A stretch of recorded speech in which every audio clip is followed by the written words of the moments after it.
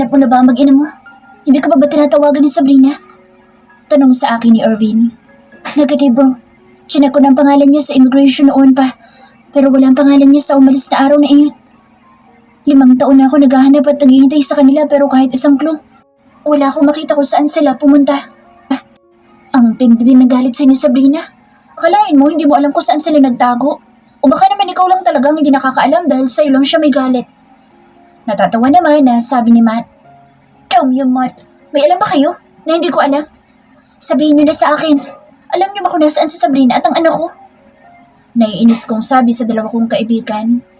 Wala kaming alam. Huwag kang praning, bro. Paano kami may malalaman? Kamag-anak ba namin ang asawa mo? Baka naman kaya hindi nagpapakita sa'yo ay baka akala niya hindi na kayo kasal. Sabi ni Irvin. Hindi ako titigil hanggat hindi ko sila nakikita. Matapos lang natin itong bago natin project na hotel. Itutuon ko na ang oras ko sa paghahanap sa kanila. 5 taon na ang nawala sa amin dahil sa isang tao na may gawa. Kaya hindi na ulit ako maghihintay ng ilang taon pa para antayin ang pagbabalik nila. Uunahin ko munang hanapin ang pamilya ko. Maumpisahan ko lang ang bagong building na ipatatayo namin. Pag naging okay na ang contractor, saka ko iiwanan sa mga kaibigan ko para sila na mag-asikaso. Hindi ko na kaya pang maghintay ng matagal. Kahit libutin ko ang mundo, gagawin ko, makita ko lang si Sabrina. Sabrina's POV. Mamaya na ang flight namin pabalik ng Pilipinas. Alam na rin nila Mommy, Claudia na babalik na kami at masayang-masaya sila dahil makakasama na raw nila ang kambal. Excited na rin naman na ang mga anak ko dahil makikita na raw nila ang daddy nila. Kung sila excited, ako hindi ko alam ang nararamdaman ko. Hindi ko alam kung kakayanin ko na bang makita siya. Paano kung kasal na sila ni Amira? Paano kapag nasaktan ng mga anak ko? Baka sa pagkakataon na iyon, hindi ko na siya mapatawad. Okay lang na ako ang masaktan pero kapag mga anak ko na ihanda na akong makipagpatayan para sa kanila. I'm so excited. Finally makikita ko na po si Lola Nanay at Lola Tatay. Pati na po si Mamita at Lola Dad. Masayang sabi ni Eliza. Mom, is it possible for us to see Daddy when we are in the Philippines? Tanong naman sa akin ni Isaac. Hindi ako nakasagot sa tanong ng anak ko. Hindi ko rin kasi alam kung ano ba ang mangyayari sa amin pagdating sa Pilipinas. Let's see, anak. If it's possible na makita ninyo ang daddy ninyo. But for now, be ready at aalis na tayo. Sabi ko sa 2 bulilit na kasama ko. Hindi ko na isinama ang mga yaya nila. Doon na lang ako hahanap ng makakasama namin sa bahay. Kila nanay muna kami tutuloy bago ko pag-isipan kung lilipat pa ba kami ng kondo. Mas gusto ko kasi na sa bahay na lang nila nanay at tatay tumuloy. Malaki na ang bahay nila at sila na lang 2 ang nakatira. Gusto ko din naman na masanay ang mga anak kong makipaglaro sa mga bata sa lugar namin. Dumating na si Levi at si Kat, kasama ko silang uuwi. Secretary ko si Kat kaya ako nasan ako'y nandoon din ang kaibigan ko. Sabrina, let's go, baka mahuli pa tayo sa flight natin. Sabi sa akin ni Levi. Wait, magpapaalam na ako kay Mommy. Alam kong nalulungkot ang mommy ko kasi mag-isa na naman siya dito sa bahay. May trabaho din sa CJ at madalang din silang magkita dito. Kumatok ako sa pinto niya at pumasok ako nang walang nagbubukas ng pinto. Nakita ko siyang nakahiga sa kanyang kama. Mom, we're leaving. Sabi ko sa kanya. Hindi siya kumilos kaya nilapitan ko siya. Sumama ka na sa amin para hindi ka malungkot dito. Naiiyak kong sabi sa kanya. Susunod ako, anak. Marami lang ako kailangan tapusin dito. I want you to live a life that you deserve. I want you to be happy and to build your own family. This country is not your home because your husband is waiting for you in the Philippines. Umiiyak na sabi sa akin ni Mommy. You are my family. Kung pwede lang hindi ako umuwi ng Pilipinas, hindi na ako aalis tabi mo. Ayokong iwan ka dito mag-isa. Remember, sabi ko sa'yo kung mag-aalaga sa'yo pagtanda mo. Umiiyak na sabi ko kay Mommy. Hindi ko mapigilan ang hindi maiyak. Ayokong iwang mag-isa dito ang mommy ko pero ayoko rin suwayin ang utos niya. I want her to be proud of me. Kaya ako nga ito gagawin kahit alam kong may posibilidad na magkita kami ni Vincent. Kahit mabigat ang loob ko na iwan si Mommy, wala akong nagawa kundi lumabas ng silid niya tumalis. Pagdating namin sa airport ay nag-check-in na agad kami. Hindi rin naman nagtagal ay take off na ang aming sinasakyang aeroplano. Next emotion ang nararamdaman ko ngayon. Malungkot dahil iniwan ko si Mommy na mag-isa at kaba dahil baka magkita kami ni Vincent at hindi ko alam kung anong nararamdaman ko. Pero kapag nakikita ko naman ang mga anak ko na masaya at excited na makita ang daddy nila, ay napapawi naman ang kaba ko. Kung ako lang kahit hindi ko na makita si Vincent. Kaso may mga anak kami na nangangailangan din ng pagmamahal ng isang ama, kaya handa kong iisang tabi ang galit ko. After 9 hours of long flight, sa wakas ay narinig ko na ang arrival announcement. Parang ang sarap sa pakiramdam na pagkatapos ng 5 taon, muli ko namang masisilayan ng bansang aking sinilangan. Hindi na nga lang ako yung dating Sabrina na nagtitinda ng sampagita sa baklaran at rumarakit-rakit para lang may pangsuporta sa aking mga magulang at kapatid. Kung tatanungin ako ngayon kung meron ba akong pinagsisisihan sa nangyari sa buhay ko noon, ang sagot ko ay wala. Maging ang pagiging asawa ni Vincent ay hindi ko pinagsisihan dahil nagkaroon ako ng 2 anak na maganda at gwapo. Sila ang pinakamagandang nangyari sa buhay ko kaya kung ano man ang naranasan ko noong hirap, nagpapasalamat pa rin ako dahil ngayon ang bagong Sabrina ay kaya nang humarap sa lahat ng tao na nakataas ang noo. Ginising ko na ang mga anak ko. Inayos na rin ni Levi at Kat ang mga gamit namin. Sabrina, handa ka na ba? Tiyak na magugulat si mama at papa na umuwi na ako. Hindi ko sinabi sa kanila na pauwi na tayo. Gusto ko silang surprise. Masayang sabi ni Kat. Naglakad na kaming palabas ng eroplano. Paglabas pa lang namin ay ramdam ko na ang init sa buong paligid. Sa kabila ng puro pawis ng anak ko ay nakikita ko ang saya sa mga mata nila. Isak, from now on, we need to speak Tagalog na. Lolo Tatay will not understand if we speak in English. Sabi ni Eliza sa kapatid niya. Okay, Eliza. You also from now on, don't make maarte and masungit na. I will sabit you sa tree if you make me angry. Seryosong sabi naman ni Isaac. Daddy, Isaac is bullying me again. He makes sabit me daw po sa tree. Di ba po it's bad? Nakasimangot naman ang sumbong ni Eliza kay Levi. Natatawa na lang ako sa nagiging reaksyon ni Levi sa tuwing ginagawa siyang sumbungan ng dalawa. Napapakamot na lang siya ng ulo, sabay titingin sa amin. Paglabas namin ng airport ay nakita ko nang kumakaway sa amin si nanay at tatay. May sasakyan na rin kasi kami at si tatay na nagmamaneho ng van namin. Big time na ang mga magulang ko. Kung noon, mukha lang may TV si tatay dahil sa payat. Ngayon, smart TV na at colored. Natatawa na lang ako sa mga iniisip ko. Pagkarating namin sa bahay ay sobrang saya ko sa nakita kong bahay namin. Sobrang laki niya na at may taas na, maluwag na ang sala at may malaki na kaming TV. Sarap naman ay ang grocery store ni nanay. Dahil sa pagod ay nagpaalam na muna ako magpapahinga sa kwarto ko. Bago ako makyat ay sinabihan pa ako ni Levi na 10 a.m. bukas ay may meeting kami sa aming new client. Kaya dapat maaga ako mag-ayos. Umalis na din naman na si Levi at umuwi na sa condo niya. Kami ng mga bata ay naiwan. Pinabayaan ko lang sila na makapag-usap kila tatay at ako'y pumanhik na sa silid. Third person's POV. Magang nagising si Sabrina, pinakain niya muna ang mga anak niya at pinaliguan. Sanay ang mga ito na maagang magising. Pagkatapos niyang asikasuhin ng kanyang mga anak ay saka naman siya naligo at nag-ayos ng kanyang sarili. Nagsuot siya ng pencil-cut skirt na above the knee at isang red silk sando at pinatungan niya ng black blazer. Nanernohan niya rin ito ng 3 inches high heel red shoes. Kinulot niya ang kanyang mahabang buhok at naglagay siya ng makeup. Pinag-aralan din niya kung paano mag-makeup dahil kailangang araw-araw siyang nakaayos. Sinipat ni Sabrina ang kanyang sarili sa malaking salamin na nasa kanyang harapan. Ibang-iba na siya ngayon kaysa noon. Hindi na siya ang Sabrina na simple lang at halos magaslaw kung kumilos. Pagbaba niya ng hagdan ay nakita niya na nakatayo si Levi sa dulo nito at hinihintay siyang makababa. Wow, you look beautiful with that corporate attire, babe. Biro ni Levi kay Sabrina. Sira ulo ka talaga, makatawag ka ng babe, bugas. Mami, marinig ka dyan ni Kat, hindi ka rin yan sagutin. Biro naman sa kanya ni Sabrina, sabay hampas sa balikat nito. Si Kat, na mas amasora pa sa'yo? Natatawang sabi ni Levi. Hoy, napakasama mo kay Kat. Sagot naman ni Sabrina. Para talagang aso at pusa si Kat at Levi. Matagal ng kaibigan ni Sabrina si Kat kaya nararamdaman niya na may gusto ito kay Levi. Ilang beses niya na ring tinanong pero itinatanggi ito ni Kat. Nay, wala pa po ba si Kath? Tanong niya sa kanyang ina. Naku, daanin niyo na lang anak. Dadaan naman kayo sa bahay nila. Sagot ng kanyang ina. Paglabas nila ng bahay, nakita nilang padating na si Kat kaya inintay na lang nila. Napaka-sexy nito sa suot niyang slacks na white tops at pinatungan ng black blazer. Pagkasakay nila sa sakyan ay agad na rin itong umalis. Hindi malaman ni Sabrina kung bakit bigla siyang kinabahan. Malapit nang mag-10 pero nasa daan pa rin sila. Levi, aabot pa tayo ng 10 a.m.?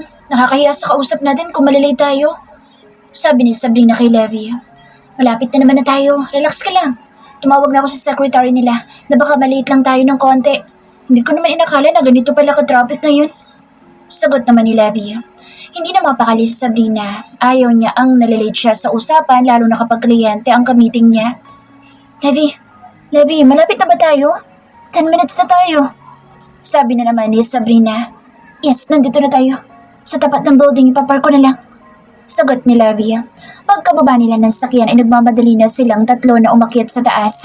Sumakay agad sila ng elevator at pinindot ang 12th floor kung saan nandoon ang conference room.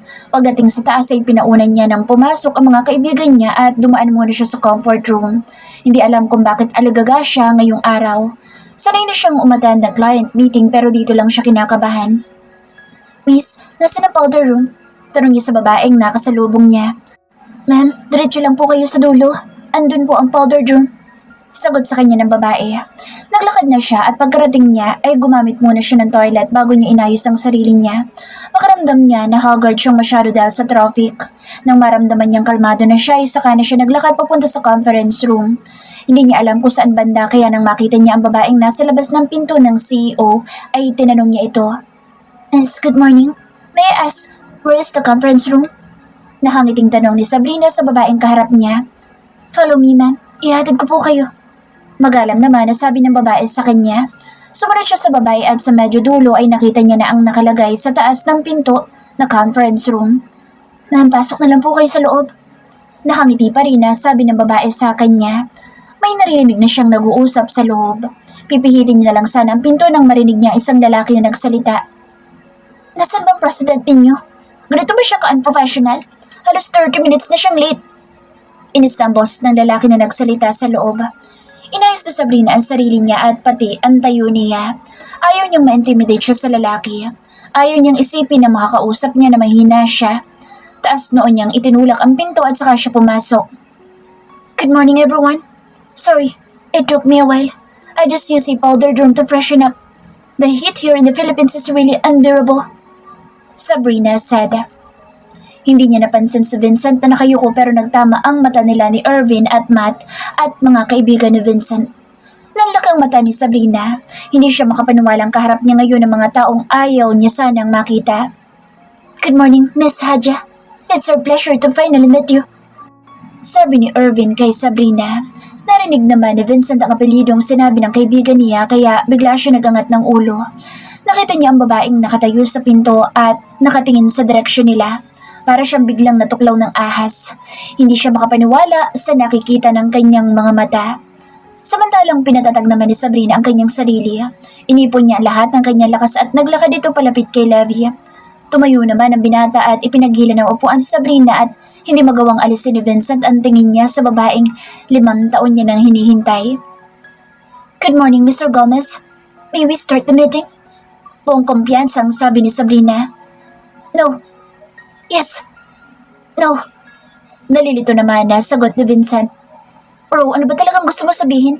Yes or no? Mamili ka, nalilito si Sabrina sa'yo. Natatawang sabi ni Irvin kay Vincent. Yes, hindi mo na kailangan magpaliwanag sa amin. Oo na ang sagot namin sa proposal mo. Kandautan na sabi ni Vincent kay Sabrina. Bro, relax. Hindi pa nga natin naririnig ang proposal. Ang bilis mo mag-yes. Paano naman kami? Investor din kami. Baka gusto mo naman kaming tanungin ang opinion namin. Pang-asar din ni Matt kay Vincent. Pull out your investment. I will double your money. Seryoso ulit na sabi ni Vincent sa kanyang mga kaibigan. Tawan-tawa ang dalawa niyang kaibigan pati si Levi na nakatingin kay Vincent ay natatawa din. Si Sabrina naman ay hindi niya na malaman kung ano ang gagawin. Sa bilis ng tibok ng puso niya ay hindi niya na makontrol. Kath, please give them the contract para mapirmahan na nila. Seryosong sabi ni Sabrina. Pipirmahan ko kahit ilang kontrata pa iyan. Basta bigyan mo ko ng oras na makausap ka. Sabi ni Vincent. We are here for a business meeting, Mr. Gomez. So, don't mix it up with your monkey business because I don't have time to fool around with you. Sabrina said calmly. I just want to talk to you, Miss Haja. There's nothing wrong with your client asking for a lunch date. Sagot ni Vincent. I don't agree with that, Mr. Gomez. I have a lot of important things to do. Hindi ako nagpunta dito para makipag-lunch date lang sa isang manlulokong kagaya mo. Iba na lang ang ayain mo. Tahimik lang buhay ko. May di inasabi ni Sabrina sa kanyang ex-husband. Okay, hindi ko rin pipirmahan ng kontrata kung hindi ka makikipag-usap sa akin. Kahit hindi na date, basta bigyan mo lang ako ng time na makapagpaliwanag sa'yo. Alam ko marami akong dapat ay paliwanag at marami kang dapat na malaman. Yung totoo lang at hindi ka sinungalingan. Buong lakas loob na sabi ni Vincent kay Sabrina. Mr. Gomez, hindi ka pa rin nagbabago. Gusto mo pa rin ikaw masusunod. Pasensya na dahil hindi na ako yung Sabrina na niloko at pinaglaruan mo noon. Tapos na ako sa tatanga-tangahan era ko. Kaya wag mo akong papaandaran na hindi mo pipirmahan ng kontrata kung hindi kita kinausap. For your information, Mr. Vincent Gomez, hindi lang ikaw ang kliyente ko. Now, may I excuse us? Tapos na ang meeting na ito. Kath, pakitabi na daw ng kontrata at hindi na pipirmahan ni Mr. Gomez. Utos niya sa kanyang secretary. No. Give me the contract, pipirmahan ko na. Kinakabahang sagot ni Vincent. Pagkabigay ng kontrata kay Vincent ay isa-isa niya itong pinirmahan at hindi niya na nagawang basahin ng mga ito. Ayaw niya nang mawala ang pagkakataon na makita at makasama niya si Sabrina. Kaya pikit mata na siyang sumunod sa dalagang itinitibok ng kanyang puso. Pagkatapos niyang pirmahan lahat ay kinuha na ito ni Kat at itinabi. Bago sila tuluyang umalis ay humarap muna si Sabrina sa kanya. Kung gusto mo ako makausap ay pumunta ka sa bahay ng magulang ko. Siguraduhin mo na magdadala ka ng dried mangoes, tetsa at donut. Magdala ka na din ng chocolate para naman may panulak. Seryosong sabi ni Sabrina kay Vincent bago sila tuluyang lumabas ng conference room. Pagkalabas ni Sabrina ay bigla namang nagsisigaw si Vincent. Yes! Narinig niyo yun? Pinapupunta niya ako sa bahay nila. Kahit buong pizza house at donut, bibilin ko para sa kanya. Gagawin ko yun, bro. Kausapin niya lang ako. Tulungan niyo akong bumili ng isang truck na jockey. Kailangan bilhin lahat natin ng dried mango sa supermarket, bro. Gusto niyo kumilos? Baka maubusan ako ng mga pinabibili ng mahal ko. Masayang-masaya na sabi ni Vincent. Hindi magkamayaw ang sayang nararamdaman ni Vincent dahil sa pagpayag ni Sabrina na makausap niya ito. Hindi niya nasasayangin ang pagkakataong ito na makasama niya ang kanyang asawa. Babawiin niya ito by hook or by crook. Tumatalon-talon pa siya habang malakas na sumisigaw sa loob ng conference room. Vincent's POV. Maaga pa ay handa na ako para sa meeting namin mamaya.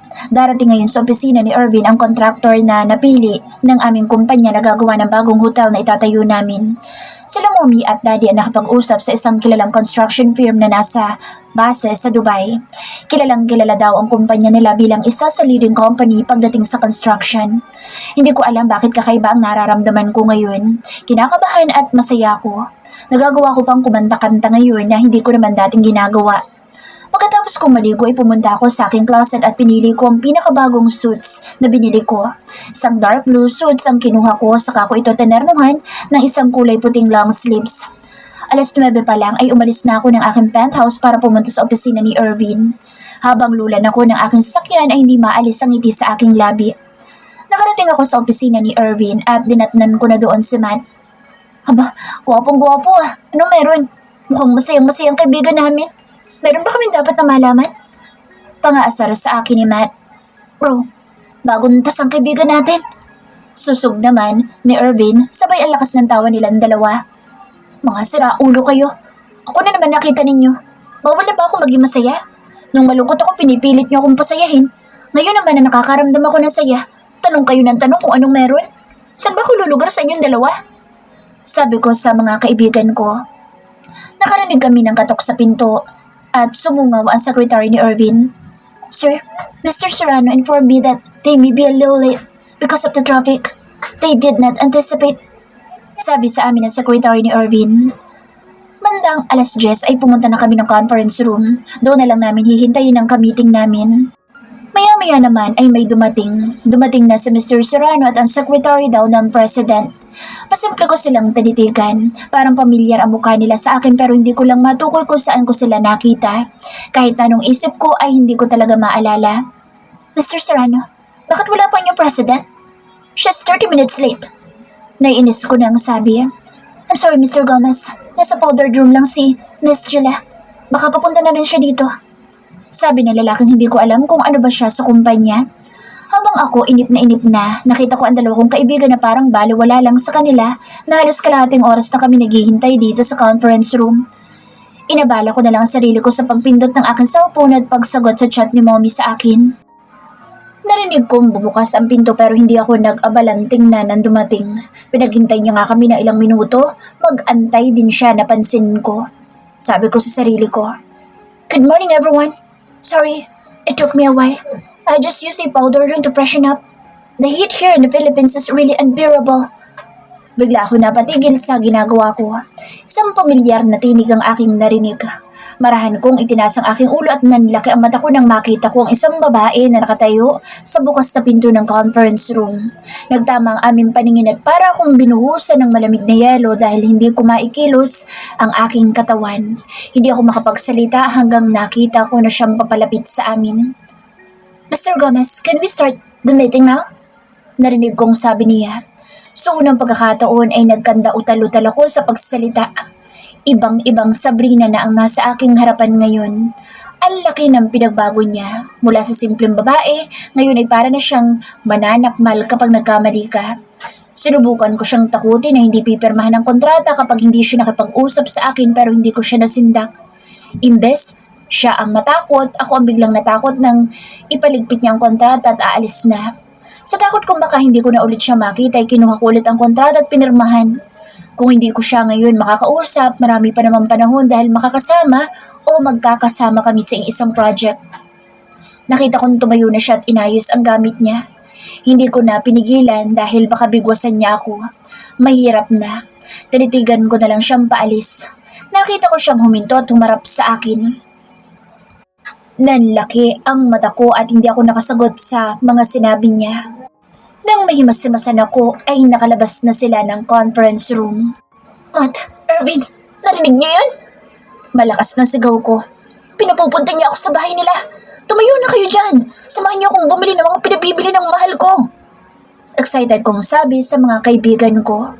Hindi ako makapaniwala na kakausapin niya na ako. Nakita ko ang dalawang kaibigan na hindi pa kumikilos. "Bro, sasamahan niyo ba ako ano?" "Ito na yun no. Kailangan maaga akong pumunta sa bahay nila para mas marami akong oras na makasama siya. Doon na din ako makikikain. Mabait sa akin ng tatay niya kaya alam kong aalukin nila ako." Makapal ang mukha na sabi ko, "Bro, kaya-kaya mo naman. Alam mo ba, kung para saan ang dried mangoes, pizza at donut, samahan mo pa ng Chucky?" Tanong ni Irvin. Bigla ako natahimik at napaisip. Hindi kaya para yun sa anak ko? Ang alam ko, babae ang anak namin ni Sabrina. Hindi kaya pa sa lubong ko yun para sa anak ko? Sabi ko sa kaibigan ko. Hindi ko na malaya na tumulo na pala ang luha ko sa aking mga mata. "Bro, ibig lang sabihin noon, kasama niyang umuwi dito ang anak namin." Hindi makapaniwalang sabi ko sa kanila. "Bro, bilisan niyo. Punta na tayo sa supermarket para mamili. Baka maubusan ako ng dried mangoes at Chucky. Ikaw, Arvin, bumili ka na ng donut. Bilhin mo na lahat ng donut na makita mo pati ang pizza. Bilhin mo yung pinakamasarap na pizza." Hindi mapakaling sabi ko. "Bro, relax, okay? Isa lang ang anak mo at 5 years old pa lang siya. Kung hindi tayo nagkakamali, paano niya kakainin ng ganong karaming pizza at donut? Samahan mo pa ng dried mangoes." Sabi sa akin ni Irvin. "Bro, wala akong pakaalam. Ang mahalaga maging masayang anak ko. Bro, naiintindihan niyo ba? Nandito ang mag-inang ko, kaya dapat lang na bumawi ako sa kanila." Dahil kinokontra ako ni Matt at Irvin, kinuha ko ng cellphone ko sa bulsa ko at tinawagan ng secretary ko si Verna. "Verna, please, buy 1 truck of Chuckies and also 10 boxes of dried mangoes. Ipa-deliver mo sa bahay nila, Sabrina. I'll send you the address." Utos ko sa kanya. "Bro, seryoso? Isang truck na Chucky? Nababaliw ko na ba? Ano akala mo sa kanila magtatayo ng Chucky factory?" Natatawang sabi ni Matt. "Tigilan niyo ako, nakakatawa. Kanina pa kayo. Di niyo na nga ako tinutulungan. Puro kayo kontra. Wala naman kayong natutulong sa akin. Puro lang kayo pang-aasar." Sabi ko sa kanila. "Alam naman namin na kayang-kaya mo na yan. Mas mararamdaman ng pamilya mo kung ikaw mismo ang naghihirap para sa kanila." Sabi naman ni Irvin. Sabagay, tama naman siya. Excited lang talaga ako makita ang mag-ina ko. "Ano sa tingin niyo? Pwede na ba akong pumunta sa kanila ngayon?" Tanong ko sa dalawang mokong na nasa harap ko. "Vincent, is that you?" Natatawa na naman nilang sabi. Bahala kayo. Alis na ako at bibili pa ako ng pizza at donut. Paalam ko sa kanila at tuluyan akong lumabas ng conference room. Habang nasa sasakyan ako, iniisip ko pa kung saan ako bibili ng donut. May natanaw akong Krispy Kreme sa may dadaanan ko kaya nag-U-turn ako dahil nasa kabilang kalsada ako. Pagpasok ko sa shop nila ay binili ko lahat ng laman ng tindahan nila. Umabot ito ng $50. Mabuti na lang at malaki ang dala kong sasakyan kaya nagkasya ito. Kailangan ko pang bumili ng pizza kaya nagtanong ako kung saan may malapit na pizza parlor sa area. May itinuro naman sila sa akin ng mga ilang stall lang ang pagitan. Muli ako sumakay at pumunta sa pizza parlor na sinasabi niya. Umorder ako ng $20. Bahala na, pag hindi naubos, ipamimigay na lang nila. Ang mahalaga naging masaya ang mag-ina ko. Pag nagalit sa akin si Sabrina, magsusorry na lang ako. Tapos ko nang bilhin lahat ng pinabibili ni Sabrina. Tumawag na rin sa akin si Verna na ipa-deliver na daw niya sa bahay ni Sabrina ang isang truck na Chucky at 10 box na dried mangoes. Ngayon ay tinatahak ko na din ang daan papunta sa bahay nila. Naramdaman ko nag-vibrate ang cellphone ko kaya dinukot ko. Anong number ang nakalagay pero sinugot ko pa rin. Vincent, bakit napakarami naman Chucky ng binili mo? Hindi ko naman sinabi na isang truck. Saan namin ngayon ilalagay ito? Pati ang dried mangoes, sobrang dami. Baka naman pati ang pizza at donut pinakyaw mo na rin. Problemado ang boses na sabi niya sa akin. Mahal, sorry na.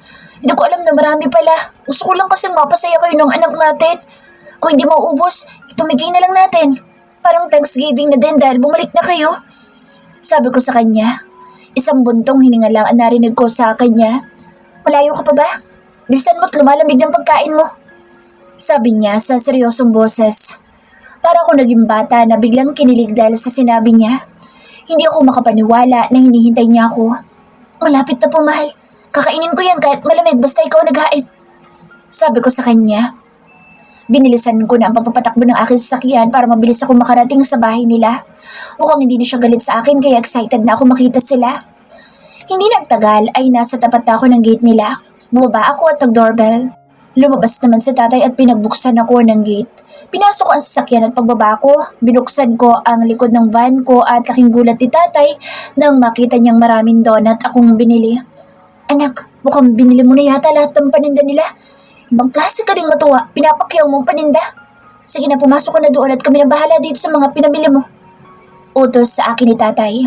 Tay, baka po magalit si Sabrina kapag kayo nagbuhat niyan. Protesta ko. Ako nang bahala. Mas magagalit yun kapag hindi ka pa pumasok. Kanina pa nakahanda ang pagkain mo. Sagot naman ni tatay. Naglakad na ako papasok ng bahay. Dahil nakasara ang pinto ay nag-doorbell ulit muna ako. Hindi ko malaman kung ano ang nararamdaman ko. Para ako nilalamig at pinagpapawisan. Nakita ko unti-unting bumukas ang pinto at nakita ko si Sabrina naka-short at sobrang kinis pa rin niya. Hindi naman kaya hinuhubaran mo na ako sa isip mo? Kahit kailan talaga pervert ka. Inis na sabi niya sa akin. Mahal, sorry na. Sobrang ganda at sexy mo pa rin kasi. Puri ko sa kanya. Pumasok ka na para makakain ka na. Sa kanya binuksan ng malaki ang pinto at pumasok na ako. Nakita ko ang nanay niyan nakaupo sa sala at nagpalingalinga pang aking mata. May hinahanap ka ba? Tanong niya sa akin. Akala ko lang nandito ang anak natin. Gusto ko sana siyang makilala. Sabi niya sa akin. Daddy! Daddy! Narinig kong sigaw na isang bata mula sa likuran ko. Lumingon ako at nakita ko isang batang babae na kamukhang kamukha ni Sabrina. Dad, are you my real dad? Tanong niya sa akin. Dad, my name is Eliza Gomez. Sabi niya sa akin kaya lumuhod ako para mapantayan siya. Saka ko siyang mahigpit na niyakap. And, Isaac. Isaac Gomez. Isa pang batang lalaki narinig ko mula sa akin likuran. Dad, I'm your son, Isaac. Sabi niya sa akin. Lalo ko napaiyak nang makita ko siya. Oh God, kamukhang kamukha ko siya. Isaac, oh Daddy. Sabi ko sa kanya. Dad, you're so unfair. Mas cute ako kay Isaac pero bakit siya lang ang gusto mong mahag sa'yo? Mataray na sabi ng anak kong babae kahit naguguluhan pa ako. Eliza, my beautiful baby, please hold Daddy ito.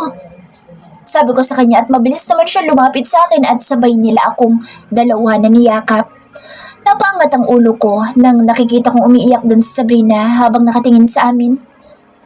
Thank you, mahal. Sabi ko kay Sabrina na pabulong habang nakatingin kami sa isa't isa.